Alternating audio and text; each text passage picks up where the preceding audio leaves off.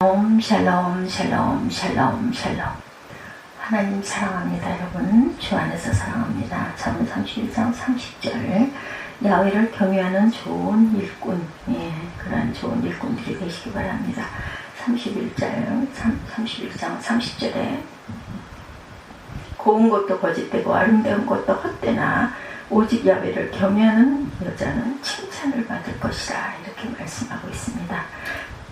덴마크에서 코펜하겐의 훌륭한 예술작품이라고 알려진 그리스도의 초상하고 화가 있다고 그러죠. 그 그림이 세계적으로 널리 알려지자 그림을 구경하러 온 사람들로 인해서 코펜하겐은 늘 붐비었다고 그래요. 한 유명한 화가도 그 초상화를 보기 위해서 코펜하겐을 방문했다고 합니다. 기대감을 가지고는 그림을 면밀히 조사해 보았으나 그림의 기법이나 색채감이 별로 특별하지도 않아 실망을 하고 말았답니다. 그래서 그 함께 온 친구에게 느낀 소감을 이야기하자 친구는 여보게 그것은 자네가 잘못 본 걸세. 그 그림은 마주서서 보는 것이 아닐세. 어떻게 우리가 구세주인 그리스도 얼굴을 마주 볼 수 있겠는가. 무릎을 꿇고 앉아서 다시 보게. 그러면 그 작품의 예술적 가치를 알게 될 것세. 친구가 이렇게 말합니다. 그 말을 들은 화가는 다시 경건한 마음으로 무릎을 꿇고 그 그림을 올려다 보았다고 그래요. 그자 예수님의 말할 수 없는 자비와 사랑의 모습이 그 마음에 새겨지더랍니다. 너무나 감동한 화가는 언제까지나 그 그림을 황홀한 모습으로 바라보았다고 그래요. 성경은 사람이 주 야훼 하나님을 향해 어떤 자세를 취하는지에 따라서 영혼이 결정되는 사실을 증거합니다. 특히 잠언은 주 야훼 하나님을 경외함이 지혜와 지식의 근본이라고 선포하죠. 잠언 1장 7절입니다. 야훼를 경외하는 것이 지식의 근본이거늘 미련한 자는 지혜와 훈계를 멸시하느니라. 거만하고 교만한 자는 주 야훼 하나님을 무시하며 주의 지혜와 훈계를 멸시한다. 그러나 그 결국은 영원한 멸망에 떨어지는 것이다. 하나님을 경외하지 않는 자들은 하나님께서 하시는 말씀에 무관심합니다. 들은 척도 하지 않아요. 하나님의 말씀엔 성경에 관심을 갖지 않습니다. 그들은 하나님을 찾지 않습니다. 로마서 3장 10절에서 12절에 기록된 바 의인은 없나니 한 사람도 없다고 말하죠. 깨달는 자도 없고 하나님을 찾는 자도 없고 다 지우쳐 함께 무익하게 되고 선을 행하는 자가 없나니 하나도 없도다. 그러나 이들은 하나님의 대심판 때 영원한 불못으로 떨어지게 될 것이다 라고 말하죠. 데살로니가후서 1장 7절에서 보면 환난을 받는 너희에게는 우리와 함께 안식으로 바꾸시는 것이 하나님의 공의심이 주 예수께서 자기의 능력의 천사들과 함께 하늘로부터 불꽃 가운데 나타나실 때 하나님을 모르는 자들 가운데 주 예수의 복음에 복종을 사는 자들에게 형벌이 내리시니 이런 자들은 주의 얼굴과 그의 힘의 영광을 떠나 영원한 멸망의 형벌을 받으리로다. 떠난 때 하나님을 믿는 것 같고 따르는 것 같지만 하나님을 저버리고 배교하는 자들이 있어요. 그들 역시 하나님을 향한 경외심을 잃은 자들이다 라고 말하고 있습니다. 그들의 특징 역시 다름 아닌 하나님의 말씀을 저버리는 것이었다. 사울왕은 하나님의 심판의 심각성을 우습게 알고 하나님의 말씀을 우습게 여깁니다. 그러나 하나님을 멸절시키려고 명한 아말렉 족속에 대해서 주의 말씀대로 행하지 않죠. 그러나 아말렉 왕도 살려주고 좋은 짐승들도 살려둔 후에 몰래 남겨둡니다. 그 사실을 선지자 사무엘이 지적하자 그는 하나님께 번제드리기 위해서 좋은 동물들을 남겨둔 것이다 이렇게 둘러댑니다. 이때 사무엘이 야훼 하나님의 이름으로 사울에게 선포하죠. 사무엘상 15장 26절입니다. 사무엘이 사울에게 이르되 나는 왕과 함께 돌아가지 아니하리니 이는 왕이 야훼 말씀을 버렸으므로 야훼께서 왕을 버려 이스라엘 왕이 되지 못하게 하셨음이니이다. 유다 왕 요아스 왕은 그의 말년에 하나님을 경외하는 자세를 버리고 하나님을 업신여깁니다. 이때 제사장 여호야다의 아들 스가랴가 유다 백성 앞에서 예언합니다. 이에 하나님의 영이 제사장 여호야다의 아들 스가랴를 감동시키심에 그가 백성 앞에 높이 서서 그들에게 이르되 하나님이 이같이 말씀하시기를 너희가 어찌하여 야훼 명령을 거역하여 스스로 형통하지 못하게 하느냐 하셨나니 너희가 야훼를 버렸으므로 야훼께서 너희를 버리셨느니라. 역대하 24장 20절입니다. 그러나 요아스는 이렇게 참된 예언을 하는 하나님의 종을 우습게 여기고 신화를 시켜서 스가랴를 야훼 성전 뜰 안에서 돌로 쳐 죽이고 맙니다. 이는 요아스 왕이 하나님을 경외하기는커녕 철저하게 하나님을 업신여긴 행동이었어요. 멸시한다는 것은 언제나 하나님 말씀에 무관심하여지는 것을 의미합니다. 나아가 주께로부터 받은 명령을 의도적으로 불순종하는 것들이죠. 그러므로 야훼를 경외한다는 것은 주의 말씀을 청종하고 그 말씀에 순종하는 것을 포함합니다. 우리는 성경을 대할 때마다 하나님을 향하여 어떤 자세를 취할 것인지에 도전을 받습니다. 만일 어떤 사람이 성경을 읽고도 하나님에 대한 자세가 바뀌지 않는다면 그는 도리어 성경을 읽은 것 때문에 더 교만한 사람이 될 것이다. 너희는 말씀을 행하는 자가 되고 듣기만 하여 자신을 속이는 자가 되지 말라. 누구든지 말씀을 듣고 행하지 아니하면 그는 거울로 자기 생긴 얼굴을 보는 사람과 같아서 제 자신을 보고 와서 그 모습이 어떠했는지 곧 잊어버리거니와 자유롭게 하는 온전한 율법을 들여다보고 있는 자는 듣고 잊어버리는 자가 아니요 실천하는 자니 이 사람은 그 행하는 일에 복을 받으리로다. 야고보서 1장 22절에서 25절 말씀이죠. 그러므로 사람은 성경을 대할 때 하나님을 경외하는 자세로 대해야 되며 또한 주신 말씀을 주를 경외하는 마음 가운데 순종해야 한다. 그렇지 않으면 그 마음이 강팍하여지면서 불순종하는 습관이 몸에 배게 되는데 이때는 아무리 귀한 말씀을 들어도 변화가 나타나지 않는다. 성경을 가까이 하여야 합니다. 성경은 우리에게 끊임없이 주 야훼 하나님께 대한 자세를 분명하게 하라는 요구를 더 강력하게 합니다. 즉, 주 하나님을 향한 자세에 있어서 회색지대는 없다. 우리 인간에게는 하나님을 무시하고 멀리하든지 아니면 하나님을 경외하는 길 외에는 다른 중립의 길이 없다는 거예요. 성경은 하나님을 무시하고 멀리하는 것, 주의 말씀을 저버리는 것이고 하나님의 말씀을 저버리면 하나님께서 그 사람을 저버리실 것이다 이렇게 경고합니다. 그럼 우리가 살 길 하나님의 말씀을 가까이 하며 그 말씀대로 믿고 순종하는 것이다. 그럴 때 하나님이 인정하시고 상 주시는 삶이 될 것이다. 그렇다면 하나님을 경외함이란 무슨 뜻일까? 이 의미를 제대로 모르면 잘못된 신앙생활을 하게 됩니다. 하나님을 경외함에 대해 오해할 때 율법주의에 빠지게 되거나 금욕주의에 빠지게 됩니다. 또는 하나님을 심하게 오해하여 평생 까다로운 하나님을 달래기 위해서 노력하면서 두려움으로 지내는 자들도 있다. 경외는 단순한 두려움과는 다르죠. 어느 위대한 왕이 궁전을 짓습니다. 궁전의 벽들을 수백 개의 거울로 덮었다고 그래요. 그 궁전은 참으로 아름다웠어요. 어느 날 밤 우연히 개 한 마리가 길을 잘못 들어 궁전으로 들어갑니다. 개는 사방을 둘러봅니다. 수백 마리의 개를 본 이 개는 너무나 겁이 나고 무서웠다고 그러죠. 어찌나 겁이 났는지 개는 들어온 문이 어디 있는지를 까맣게 잊어버립니다. 수백 마리의 개가 사방했으니 틀림없이 죽음을 당할 터였어요. 개가 짖기 시작했더니 수백 마리가 따라서 짖기 시작합니다. 개가 공격할 자세를 취하니 수백 마리의 개 역시 공격의 자세를 취합니다. 개는 벽들을 향해 덤벼듭니다. 아침에 보니 개가 죽어 있었다고 그래요. 그리고 그곳에는 개 한 마리 이외에 아무것도 없었다고 그러죠. 누구나 두려움을 갖고 있어요. 그리고 그 두려움으로 말미암아 그릇된 판단을 할 때가 많습니다. 몸은 죽어도 영혼은 능히 죽이지 못하는 자들을 두려워하지 말고 오직 몸과 영혼을 능히 지옥에서 멸하실 수 있는 이를 두려워하라. 마태복음 10장 18절이죠. 우리의 현 주소는 어디입니까? 하나님을 향한 경외, 심정과 그 자세를 지니고 계신지요. 여러분들 하나님을 경외하는 심정과 자세를 온전하게 지니시기 바랍니다. 분명한 것은 하나님을 향한 경외심이 우리에게 없을 때 하나님은 반드시 그러한 자들을 버리신다는 것. 십자가의 도를 깨달은 진정한 그리스도인들에게 가장 분명하게 나타나는 신앙 자세는 주 야훼 하나님을 경외하는 자세다.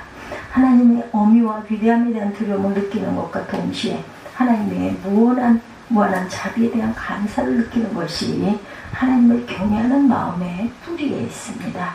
하나님을 경외하는 마음을 지닌 자들은 하나님의 모든 계명에 순종하려고 전심을 다하도록 되어 있다. 그리고 야훼께서 허락하신 예수 그리스도로 인하여 주의 사랑 앞에 무한한 찬송과 영광을 돌리게 되어 있습니다. 그리고 야훼께서 허락하신 그리스도로 인하여 주의 사랑 앞에서 복음을 깨달을 때 나타나는 마음은 정확하게 주를 경외합니다. 이것이 바로 지혜의 근본이고 신앙생활의 가장 중요한 시초와 기초가 된다는 것 잊지 마십시다. 이처럼 하나님을 경외한 자세를 갖게 되는 것은 우리 마음의 눈이 복음을 깨달을 때 나타나는 현상입니다. 즉 십자가에 달리신 예수 그리스도를 통해 죄를 향해 진노하시며 공의로 심판하시는 하나님의 거룩하심을 보게 된다는 것. 우리는 주님의 거룩하심과 공의로우심을 보게 되면서 피할 길이 없어서 두려워 떨게 되죠. 하나님의 거룩함과 공의로움에 대한 두려움은 지옥에 대한 두려움처럼 큽니다. 참으로 거룩하신 야훼 하나님의 실체를 느끼며 말로 감당할 수 없는 두려움을 체험하게 된다. 이때 우리가 하나님의 은혜 가운데 십자가 예수님을 통해 동시에 발견하게 되는 것은 거룩을 요구하시는 하나님은 또한 무한한 사랑을 가지신 분이라는 것입니다. 주 하나님은 자신의 아들까지 아끼지 아니하시고 우리를 대신하여 죄값을 치르게 하셨어요. 이때 하나님의 거룩하심 앞에서 두려움을 느끼던 우리는 하나님의 무한한 사랑을 깨달으면서 하나님 앞에 서게 됩니다. 이처럼 하나님 앞에 두 가지의 감정을 공존하며 느끼는 것이 바로 하나님을 향한 경외심이라는 것, 즉 십자가의 도를 향해 하나님의 지극히 거룩하심과 지극한 사랑하심을 깨닫게 되면 우리는 하나님을 향하여 무한한 경외심을 갖게 된다. 그러므로 하나님의 거룩과 공의하심을 깊게 깨달을수록 나의 죄악됨과 비참하면 알면 알수록 우리는 하나님 앞에 두려움을 갖게 되지만 동시에 그 거룩하시고 공의하신 하나님께서 십자가를 통해 무한한 사랑과 은혜를 나타내시는 것을 볼 때 오직 십자가를 통한 하나님의 사랑만이 나의 구원의 길이며 피난처임을 알게 되면서 한없는 감사의 눈물로 주 앞에 서는 것이 바로 야훼를 경외하는 자세라는 것. 이처럼 복음을 바르게 알고 깨달은 자들에게 반드시 나타나는 신앙 자세가 주의 하나님을 경외하는 것이라는 것을 잊지 않는 저와 여러분들이 되시기 바랍니다. 그들은 자신의 죄악을 보면서 나야말로 지옥불에 합당한 죄인이로다 라고 진정으로 인정하고 세상에서 당하는 고난을 마땅히 지우라고 인정하며 마땅한 처우라고 인정하며 하나님의 자비를 의지하게 된다는 거죠. 그러므로 하나님의 자비로 인하여 새롭게 일어서게 되면 그 마음에는 늘 이렇게 풍성한 은혜와 복을 받음은 자신의 의로움 때문이 아니라 그리스도 예수 안에 있는 하나님의 사랑 때문인 것을 고백하게 되죠. 그때 마음의 주를 향해 무한한 감사와 사랑이 깃들게 되는 것이다. 복음을 깨달는 자마다 죽을 죄인, 지옥에 합당한 죄인, 그럼에도 주의 은혜와 자비로 십자가에 달리신 그리스도 인하여 이렇게 구원받게 되었습니다 라고 노래합니다. 이것이 주 하나님을 경외하는 자들의 노래며 감사다.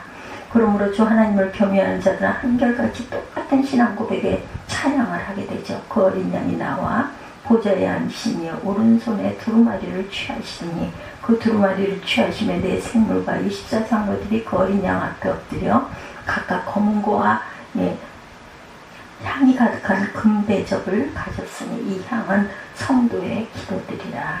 그들의 새 노래를 불러 이르되 두루마리를 가지시고 그 인봉을 떼기 합당하시도다. 일찍이 죽임을 당하사 각 족속과 방언과 백성과 나라 가운데 사람들을 피로 사서 하나님께 드리시고 그들로 우리 하나님 앞에 나라와 제사장들을 삼으셨으니 그들이 땅에서 왕노릇 하리로다 하더라. 죽임을 당하신 어린 양은 능력과 부와 지혜와 힘과 존귀와 영광과 찬송받으시기에 합당하도다. 하늘 위에와 땅 위에와 땅 아래와 바다 위에와 또 그 가운데 모든 피조물이 이르되 보좌에 앉으신 이와 어린 양에게 찬송과 존귀와 영광과 권능을 세세토록 돌릴지어다. 계시록 5장 7절에서 13절 말씀. 이런 마음 자세가 하나님을 경외하는 마음이라는 것. 그렇다면 주 야훼 하나님을 경외하는 자들이 나타난 구체적인 삶의 모습은 어떤 것들일까? 하나님을 경외하는 마음을 지닌 자는 언약과 맹세를 함부로 하지 않는 자들이다. 전도서 5장에 하나님을 경외하는 자의 삶의 자세를 말합니다. 그 자세는 하나님 앞에서 함부로 입을 열어 맹세하지 않는 것이다. 예, 전도서 5장 2절에서 8절입니다. 너는 하나님 앞에서 함부로 입을 열지 말며 급한 마음으로 말을 내지 말라. 하나님은 하늘에 계시고 너는 땅에 있음이니라. 그런즉 마땅히 말을 적게 할 것이라. 걱정이 많으면 꿈이 생기고 말이 많으면 무명한 자의 소리가 나타나느니라. 내가 하나님께 서운하였거든 갓길을 더디게 하지 말라. 하나님은 우매한 자들을 기뻐하지 아니하시나니 서운한 것을 갚으라. 서운하고 갚지 아니하는 것보다 서운하지 아니하는 것이 더 나으니 내 입으로 내 육체가 범죄하게 하지 말라. 천사 앞에서 내가 서운한 것이 실수라고 말하지 말라. 어찌 하나님께서 내 목소리로 말미암아 진노하사 내 손으로 한 것을 멸하시게 하랴. 이렇게 말씀합니다. 지금 우리 사회에 보면 약속을 어기는 것을 밥 먹듯 행하는 것을 발견할 수 있다고들 해요. 그러나 하나님을 경외하는 자들은 하나님께나 사람에게 약속한 것을 반드시 지켜야 한다. 그리고 교회 일꾼이 집사를 세울 때 주시는 말씀이 디모데전서 3장 8절에서 10절이죠. 이와 같이 집사들도 정중하고 일부이혼을 하지 아니하고 술에 임박히지 아니하고 더러운 일을 탐하지 아니하고 깨끗한 양심의 믿음의 비밀을 가진 자라야 할지니 이에 이 사람을 먼저 시험하고 그 후에 책망할 것이 없으면 집사 직분을 받게 할 것이요. 이렇게 말씀하고 있습니다. 그러므로 하나님을 경외하는 자는 언약을 함부로 하지 않는다. 언약이란 하나님 앞에 자신의 이름을 걸고 맹세를 동반하는 약속을 뜻합니다. 유다 왕 여호사밧은 훌륭한 왕이었지만 아합왕과 언약을 맺음으로 인해서 다윗 왕제에 큰 오점을 남기는 실수를 범하죠. 성경은 분명하게 우리가 하나님을 경외한다면 악에 속한 자들과 언약을 하지 말 것을 명합니다. 고린도서 6장 14절에서 18절이죠. 너희는 믿지 않은 자와 멍에를 함께 매지 말라. 의와 불법이 어찌 함께하며 빛과 어둠이 어찌 사귀며 그리스도와 벨리알이 어찌 조화되며 믿는 자와 믿지 않는 자가 어찌 상관하며 하나님의 성전과 우상이 어찌 일치가 되려. 우리는 살아계신 하나님의 성전이라. 이와 같이 하나님께서 이르시되 내가 그들 가운데 거하며 두루 행하여 나는 그들의 하나님이 되고 그들은 나의 백성이 되리라. 그러므로 너희는 그들 중에 나와 따로 있고 부정한 것을 만지지 말라. 내가 너희를 영접하여 너희에게 아버지가 되고 너희는 내게 자녀가 되리라. 전능하신 주의 말씀이니라 하셨느니라. 고린도후서 6장 14절에서 18절입니다. 하나님을 경외하는 자세를 지닌 자는 하나님의 말씀에 더하거나 감하지 않는다. 하나님으로부터 받았다고 하면 성경에 뭔가를 더하거나 감하는 것은 하나님을 멸시하는 자세입니다. 특히 하나님이 내게 말씀하시지 않았는데 하나님이 내게 말씀하셨다고 거짓말하는 것은 하나님을 경외하는 자에게 결코 가능하지 않다. 예레미야 23장 16절이죠. 만군의 여호와께서 이와 같이 말씀하시되 너희에게 예언하는 선지자들의 말을 듣지 말라. 그들은 너희에게 헛된 것을 가르치나니 그들이 말하는 묵시는 자기 마음으로 말미암은 것이요 야훼 입에서 나온 것이 아니니라. 항상 그들이 나를 멸시하는 자에게 이르기를 너희가 평안하리라 야훼 말씀이라 하며 또 자기 마음이 완악한 대로 행하는 모든 사람에게 이르기를 재앙이 너희에게 임하지 아니하리라 하였느니라. 야훼 말씀이라. 예레미야 13장 31, 2절입니다. 예, 보라 그들이 혀를 놀려 야훼가 말씀하셨다는 선지자들을 내가 치리라. 야훼 말씀이라. 보라 거짓 꿈을 예언하여 이르며 거짓과 헛된 자만으로 내 백성을 미혹하게 하는 자를 내가 치리라. 내가 그들을 보내지 아니하였으며 명령하지 아니하였나니 그들은 이 백성에게 아무 유익이 없느니라. 야훼 말씀이니라. 예, 그러니 거짓 꿈을 예언해서는 안 되죠. 거짓과 헛된 것들을 미혹해서는 안 됩니다. 주 여호와 하나님을 경외하는 자들은 하나님 앞에 겸손하기 때문에 하나님의 정하신 유계 질서를 무너뜨리지 않는다. 베드로전서 5장 5절에 젊은 자들아 이와 같이 장로들에게 순종하고 다 서로 겸손으로 허리를 동이라. 하나님은 교만한 자를 대적하시되 겸손한 자들에게 은혜를 주시느니라. 이는 하나님을 경외하는 성도들은 하나님이 정하신 권위 질서를 지킨다는 거죠. 부모에게 순종하는 것, 아내가 남편에게 순종하는 것, 성도가 하나님의 종에게 순종하는 것, 동생이 형에게 순종하는 것, 사회에서 직원이 주인에게 순종하는 것, 백성이 관원들에게 순종하는 것 등등 하나님을 경외하는 하나님이 세우신 유계 질서를 지키는 행위. 성경은 겸손한 척한 것이 겸손이 아니라 실제 인간 공동체 속에서 하나님이 정하신 질서를 지키며 자신에게 해당하는 위치에서 그 역할을 하는 것을 겸손이라 이렇게 말하고 있습니다. 주 야훼 하나님을 경외하는 것은 하나님 외에 다른 것을 두려워하지 않는 것을 의미합니다. 정부 및 권력을 가진 자들에 대한 두려움 때문에 하나님을 향한 사랑과 충성을 잃을 수는 없다. 다니엘은 하나님을 경외함으로 느부갓네살의 그 신상에 절하지 않고 사자굴에 갇힙니다. 하나님을 경외할 때 우리는 불의에 동조하지 않을 수 있어요. 물론 권력을 가진 자들은 우리가 불의에 동조하지 않을 때 핍박을 행하고 불이익을 줄 것입니다. 그럼에도 하나님을 경외하는 자들은 하나님의 말씀을 존중하기 때문에 죽음을 각오하고 권력에게 굴하지 않아요. 주 야훼 하나님을 경외한다는 것은 오직 주께만 우리의 온 마음과 삶을 들여 충성하는 것을 뜻합니다. 오늘 런던의 한 클럽에 문학인들이 만나 역사에 빛나는 사람들에 관한 이야기를 나눴다고 합니다. 그들 중 하나가 만일 밀턴이 지금 이 방 안에 들어온다면 어떻게 하시겠습니까? 자, 그 살아있는 동안 제대로 인정받지 못한 것을 생각해서라도 열렬하게 환영해주고 싶은데 라고 대답하더랍니다. 섹스피어가 온다면요? 라는 물음에 그에게 모두 일어나 영광의 관이라도 씌워주고 싶다라고 말하자. 그래서 이번에는 이렇게 묻습니다. 그러면 그리스도가 걸어 들어오신다면 어떻게 하시겠습니까? 모두들 골똘히 생각하고 있을 때 한 사람이 말합니다. 우리 모두가 그 발 앞에 엎드려 얼굴을 땅에 대고 경배해야 할 것입니다.